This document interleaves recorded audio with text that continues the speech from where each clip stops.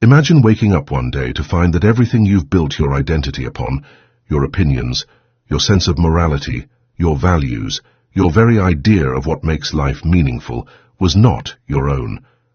Imagine realizing that it had all been borrowed, inherited, absorbed unconsciously from parents, teachers, culture, religion, media, and peers. And then ask yourself, if almost every thought you have was given to you rather than created by you, who exactly are you?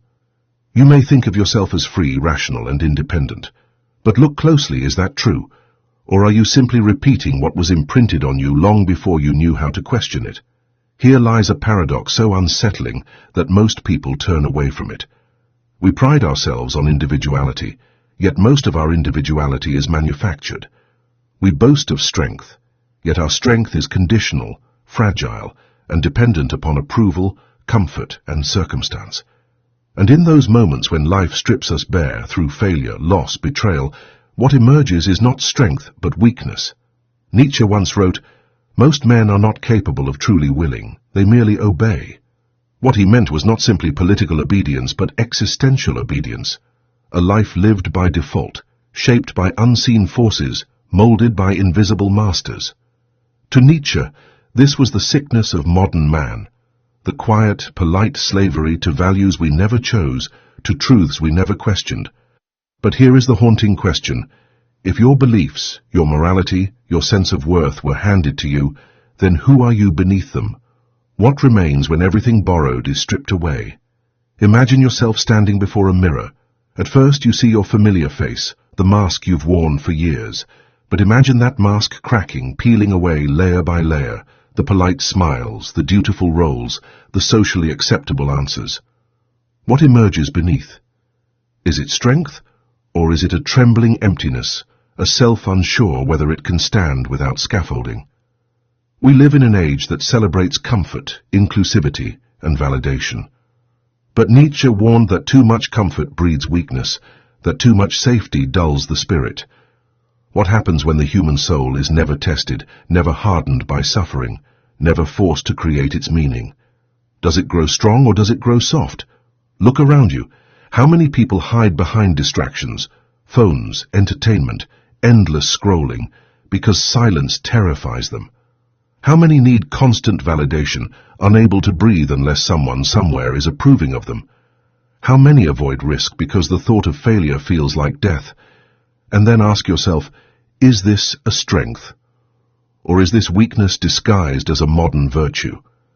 The brutal truth Nietzsche whispers through time is this: weakness is not merely failing in the eyes of others. Weakness is dependence.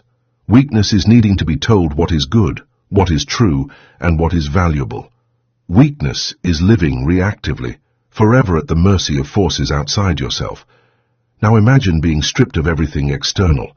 No job title to lean on, no social approval, no comforting ideology to soothe you. Imagine waking in the silence of your soul, naked before existence itself. Would you have the strength to invent your meaning, or would you crumble? Would you face the abyss, or beg for someone else to fill it for you? This is the paradox Nietzsche leaves us with. Humanity praises weakness by calling it morality. We glorify obedience and label it virtue. We confuse conformity with goodness and dependency with love. We tell ourselves that humility, meekness, and submission are the highest qualities, yet beneath them may lie fear, avoidance, and a refusal to take the terrifying responsibility of freedom. And so, the great question emerges, cutting like a blade. Are you truly strong, or merely safe? What is strength if not the ability to stand alone against the weight of existence? What is weakness, if not the inability to do so?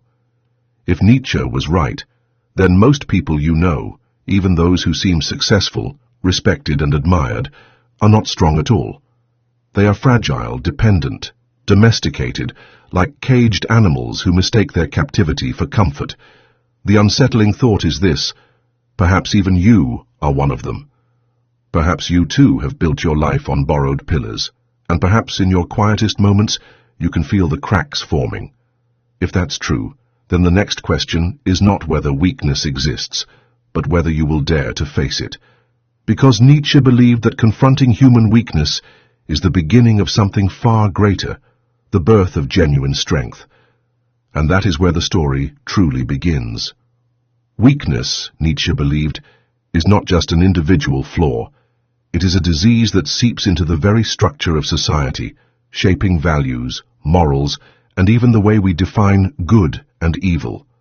To understand this hidden problem, we must dig beneath the surface of human psychology and philosophy into the uneasy terrain where fear, dependence, and conformity silently dominate the soul. At first glance, weakness does not seem like a hidden problem at all. People admit when they feel insecure, when they lack confidence, when they need help.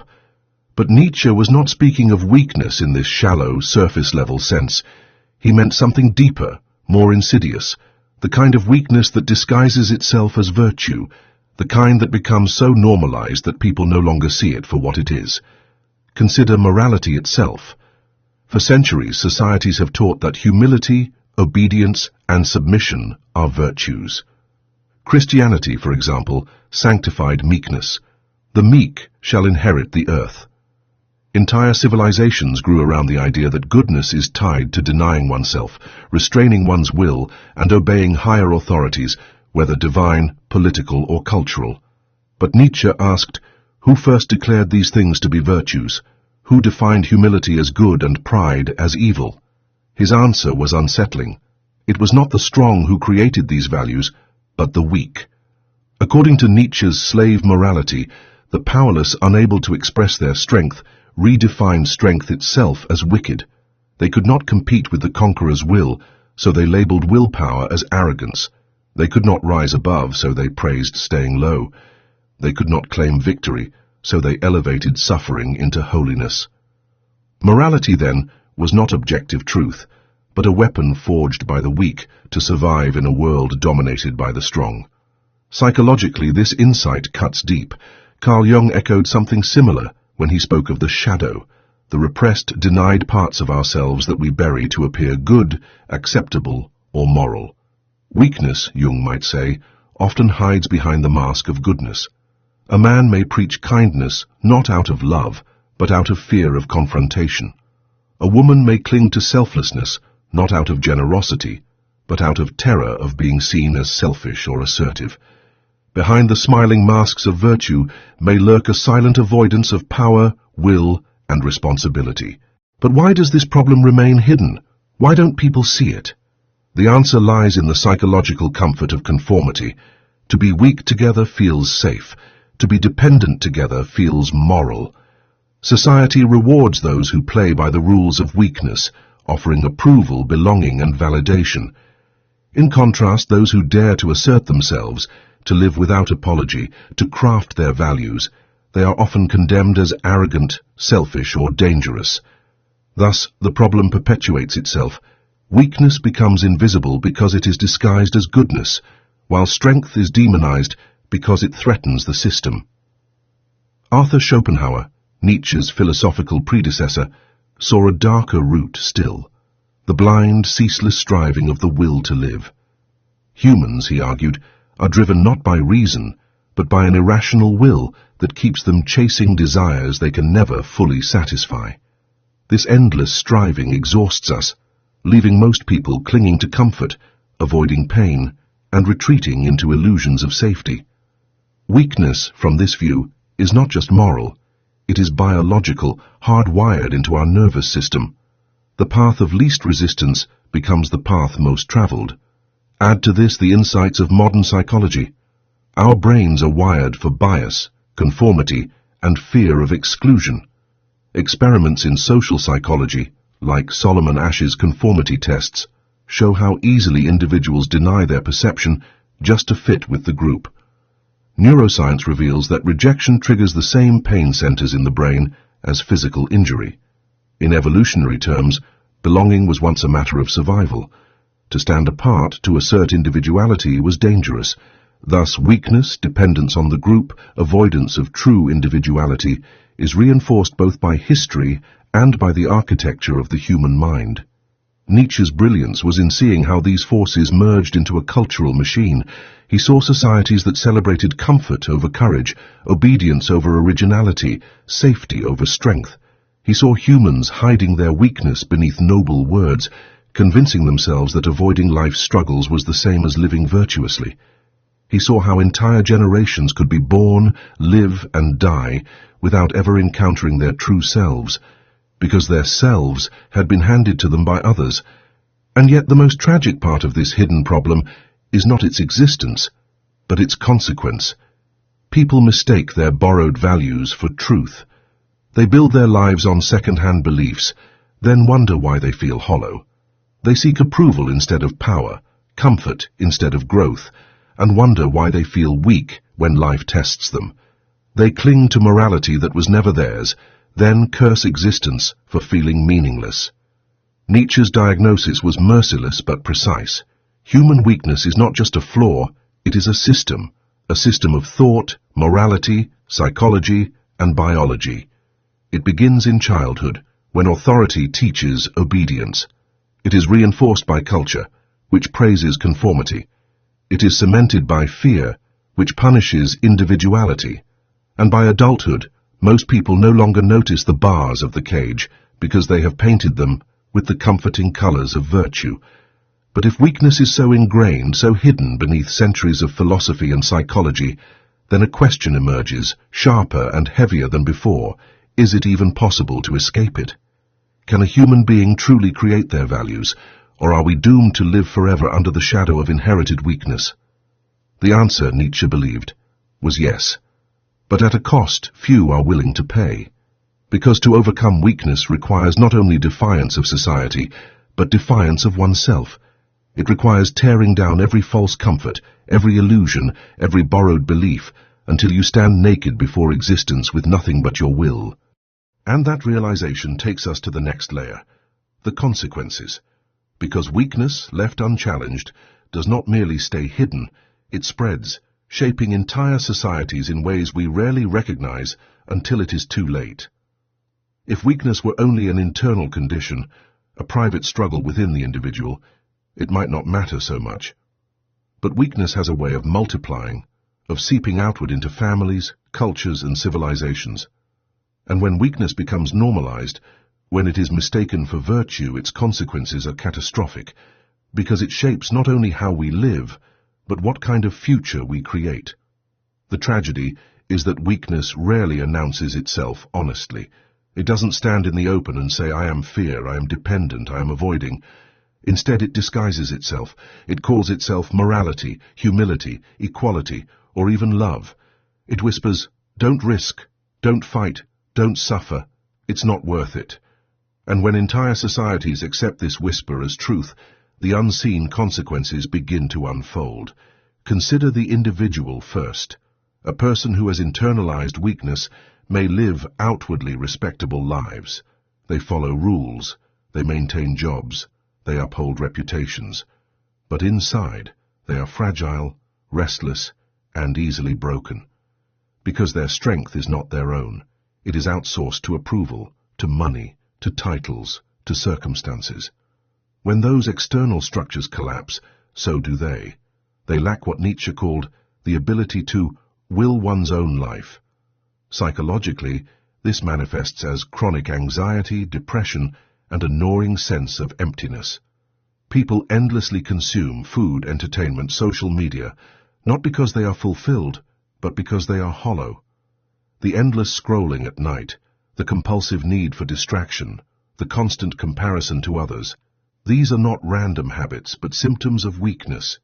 The inability to sit alone with oneself, the fear of confronting one's abyss. Now, extend this pattern to society. What happens when millions live this way? A culture emerges where comfort is worshipped and discomfort demonized. Innovation slows because risk is avoided. Truth decays because people prefer pleasing lies over painful realities. Education becomes less about teaching individuals how to think and more about teaching them what to think. Leaders rise not because they are strong, but because they are agreeable, inoffensive, marketable. In such a world, mediocrity is rewarded, and greatness becomes suspicious. Nietzsche saw this clearly in what he called the last man. The last man is not a tyrant or a conqueror, but the opposite, a creature of comfort, incapable of ambition, who seeks only safety and entertainment. The last man is satisfied with little pleasures, avoids all risks, and looks at those who strive for greatness with confusion, even hostility. To Nietzsche, the last man was the final consequence of a world that mistook weakness for virtue, a civilization of domesticated souls, content but hollow, alive but not truly living. We can already see shadows of the last man in modern life. Entire industries thrive on keeping people weak, advertising that preys on insecurity, politics that manipulate fear, and algorithms that feed endless distraction. The system rewards dependence because dependent people are predictable, controllable, and profitable. A strong, independent spirit is dangerous, difficult to control, unwilling to conform, uninterested in shallow pleasures. Weakness, therefore, becomes not just a psychological condition, but an economic strategy, a political tool. And what of relationships? Weakness corrodes them too. People who cannot stand alone inevitably cling to others, demanding validation, security, and constant reassurance. Love becomes not the meeting of two strong souls, but the desperate merging of two fragile ones. Relationships collapse under the weight of unspoken dependence because weakness cannot carry the burden of intimacy. In the end, people leave not because of too much strength, but because of too little. The unseen consequence runs deeper still. Weakness breeds resentment. Those who feel powerless, instead of confronting their weakness, often turn their anger outward. They envy the strong, they condemn ambition, they mock those who rise above. Nietzsche called this ressentiment, the poisonous moral inversion in which people disguise envy as righteousness. He is selfish, they say of the one who dares to assert himself. She is arrogant, they whisper of the one who dares to shine. Thus, weakness not only cripples the individual, it actively punishes strength wherever it appears. What results is a cultural paradox, a world that praises equality but secretly resents excellence, a world that claims to celebrate individuality while crushing anyone who dares to be truly different. This is the silent dictatorship of weakness, soft, polite, smiling but suffocating, and yet most people never see it. They go about their days, mistaking their distractions for happiness, mistaking their obedience for morality, mistaking their dependency for love. They don't realize that the very structures they depend upon, workplaces, governments, ideologies, are built not to make them strong, but to keep them weak. They don't realize that their fears are not private flaws, but the product of centuries of conditioning designed to keep the human spirit small. Here the question grows heavier. If weakness has infiltrated every layer of life, psychological, cultural, economic, relational, what does it mean for the future of humanity? Will we continue to drift toward Nietzsche's last man, content with comfort and entertainment until nothing remains of our will? Or is there another path, a rebellion against weakness itself? The unseen consequences are not limited to despair. They are also an opportunity, because in the very act of recognizing weakness, in daring to name it for what it is, a spark of strength is born. Awareness, Nietzsche might say, is the first act of defiance.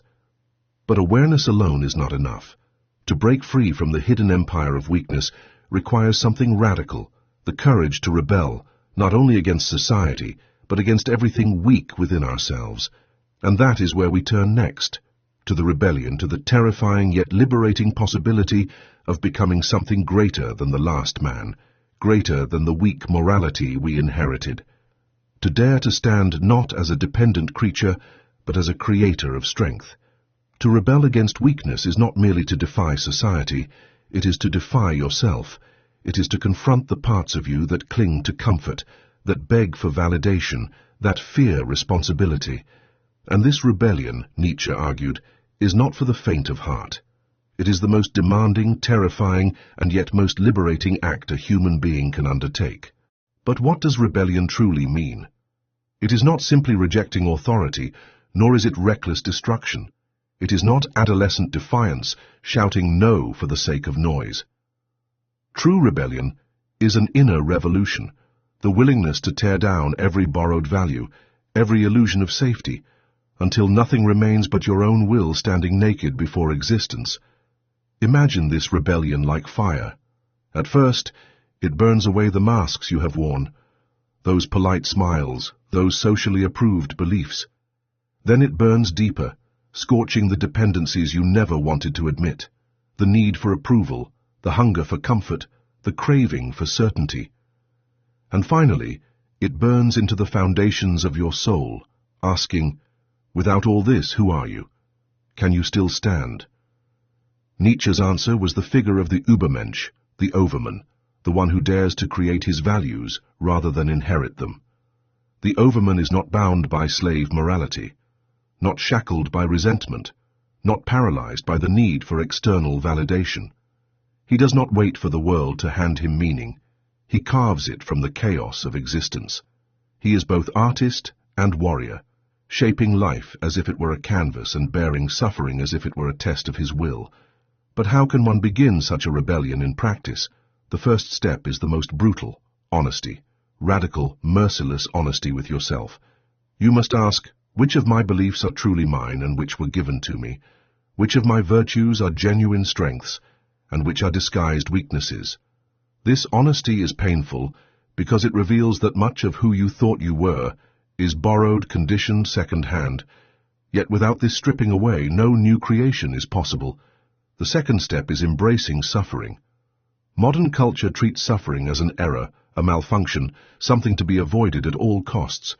But Nietzsche insisted that suffering is not only inevitable, it is essential. Greatness cannot exist without struggle, and strength cannot exist without trial.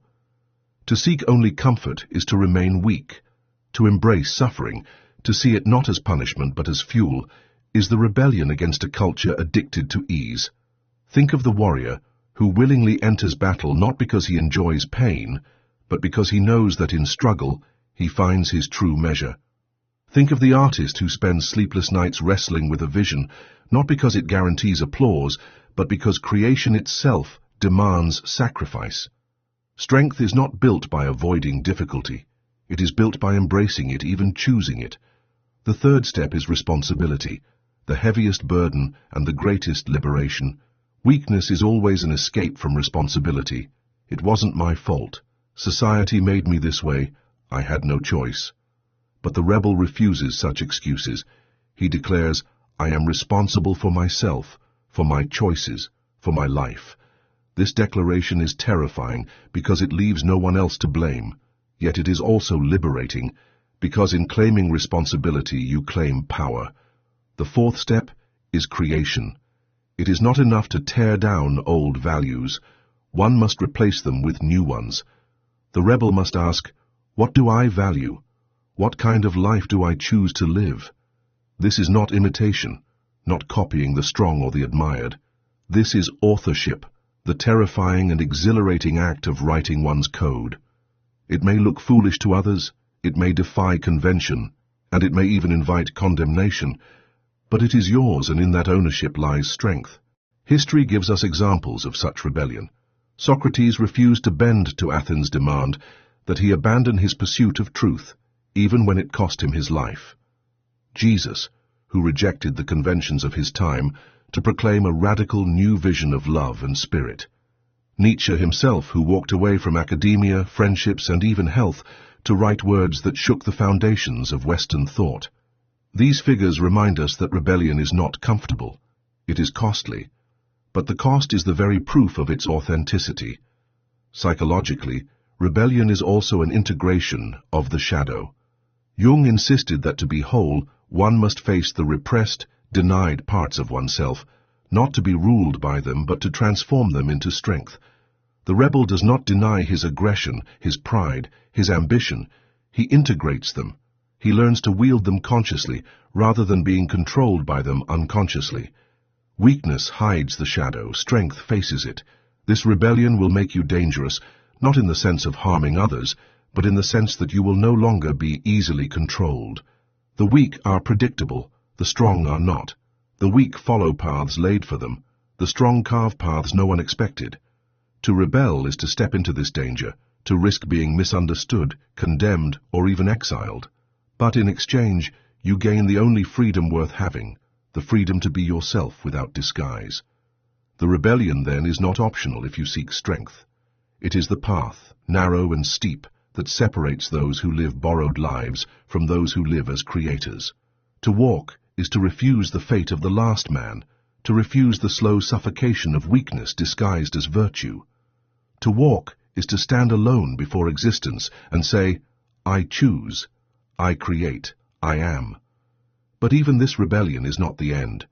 It leads to something deeper, something final, because when the masks are burned, when suffering is embraced, when responsibility is claimed, and when new values are created, one last truth awaits, a truth that redefines not only weakness and strength, but life itself. And that ultimate truth is where we must now go. You have confronted weakness. You have seen how it hides beneath masks of morality, how it shapes entire societies, how it corrodes from within. You have walked through the fire of rebellion, tearing away illusions until nothing remains but the raw will to stand. But now comes the deepest realization, the ultimate truth that Nietzsche hinted at, a truth so heavy and liberating that it can remake your entire vision of life. The truth is this: life itself has no inherent meaning. Existence in its rawest form is indifferent, merciless, chaotic. The universe offers no script, no law, no purpose. All the values you once borrowed, religion, morality, culture, were human inventions, attempts to shield us from the terrifying void of meaninglessness. And yet, the void remains. Here lies the final paradox. The very weakness you've struggled against is born from the refusal to face this void. People cling to borrowed values because they cannot bear the silence of existence. They prefer comforting lies to the unbearable truth. But the strong, Nietzsche declared, dare to look into the abyss and not turn away. Imagine standing on the edge of that abyss. The ground beneath you is gone. The sky above is silent. There is no God to command you, no morality to bind you, no destiny to guide you. At first, terror grips you, because every certainty you clung to has dissolved. But then, something extraordinary happens.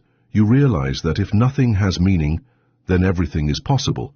If there is no given truth, then you are free to create truth. If there is no universal script, then you can write your own. This is the essence of Nietzsche's most radical idea, amor fati, love of fate. To embrace existence not as something to endure or escape, but as something to affirm, fully and without condition. To say yes to life, even to its suffering, even to its cruelty, even to its chaos. To love it not despite its harshness, but because of it. The weak endure life reluctantly, always hoping for escape, whether through heaven, ideology, or distraction. The strong embrace life as it is, raw and unfiltered. They do not ask, why me? They declare, let it be me. They take suffering as material, chaos as clay, fate as canvas, and from it they create. Here is the final truth, then. Weakness is not defeated by denying suffering, but by loving it. Weakness is not overcome by waiting for meaning, but by creating it.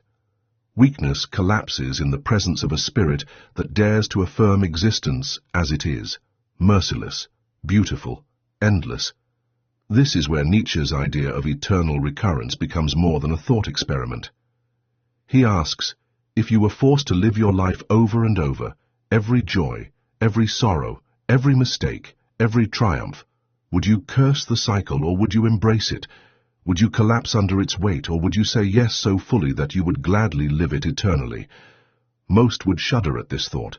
They would recoil from their own lives, unable to bear reliving them. But the strong, the ones who have rebelled, who have faced the abyss, would embrace it.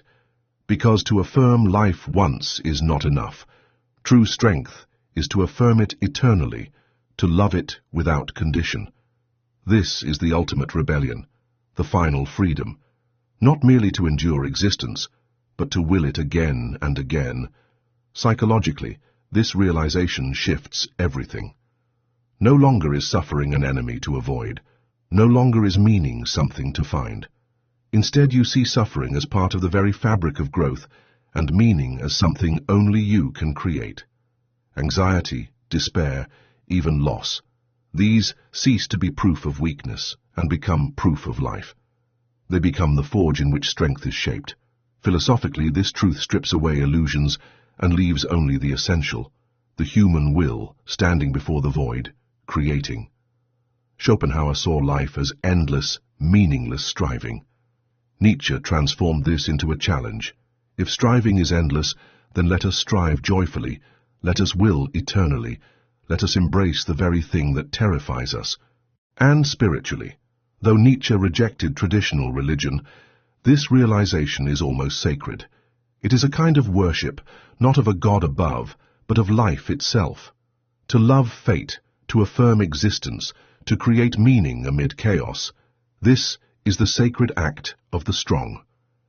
Picture this. You wake tomorrow to the same life you have today, the same struggles, the same routines, the same wounds, the same fleeting joys. Most would sigh, resent, despair. But you who have seen the truth, smile instead. You whisper to yourself, yes, again, always, again. And in that whisper lies power greater than any borrowed belief, greater than any false comfort. This is the transformation Nietzsche sought, not the destruction of man, but the overcoming of man, to move from weakness to strength, from dependence to creation, from resentment to affirmation, to become, in the deepest sense, free. The question that remains is not abstract, not philosophical. It is personal. Will you dare to affirm your life with all its pain and imperfection? Will you embrace the chaos not as an error, but as your raw material? Will you love your fate, not reluctantly, but fiercely? Because in the end, Nietzsche's harsh truth about weakness is also a door. Weakness is not destiny. It is a condition to confront, to transcend, to transform. And if you dare to do so, you will discover that the abyss you once feared is not empty. It is overflowing with possibility. And when you stand there on the edge, with nothing borrowed to hold on to, you will realize the most powerful truth of all. You were never meant to be safe. You were meant to be strong. You were never meant to inherit meaning. You were meant to create it. You were never meant to hide from life. You were meant to embrace it, fully, eternally, joyfully.